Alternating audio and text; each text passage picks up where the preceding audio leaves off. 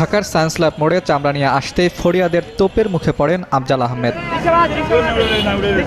কোনো কিছু বুঝে ওঠার আগেই তাকে বিক্রি করতে হয় চামড়া। কম হয়েছে আর বাতাসা বেরিয়েছিল, চাহিদা বেশি হিসাবে উনি বলছে। এবার ঈদের আগেই ঢাকায় প্রতি বর্গফুট লবণ মাখা চামড়ার দাম 85 থেকে 90 টাকা নির্ধারণ করেন ট্যানারি মালিকরা, যেখানে বলা হয় সাধারণ ক্রেতাদের কাছ থেকে পোস্তা ব্যবসায়ী বা ফড়িয়ারা প্রতি বর্গফুট চামড়া কিনবেন 75 থেকে 80 টাকায়। কাস্টমার থেকে নিতে আসি 60 টাকা 70 টাকা করে, আর আমরা বিক্রি করবো 80 টাকা 85 এরকম। 20 টাকাটাও লবণের কস্ট হিসাবে রাখতেছে।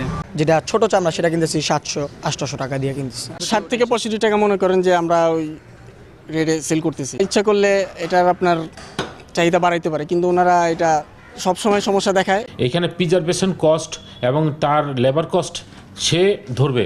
আমাদের বেঁধে দেওয়ার দামের চেয়ে আপনার 15% থেকে 20% কম হওয়া উচিত। আর শহরের বিভিন্ন প্রান্ত থেকে ট্রাক যোগে চামড়া আসছে পুরান ঢাকার পোস্তায়। বিভিন্ন প্রান্ত থেকে আসা চামড়ায় লবণ দিচ্ছেন শ্রমিকরা, যাতে এই পণ্যটি নষ্ট না হয়। তবে ভারতীয় রুপির দরপতনের কারণে এই পণ্যটি পাচারের আশঙ্কা করছেন ব্যবসায়ীরা।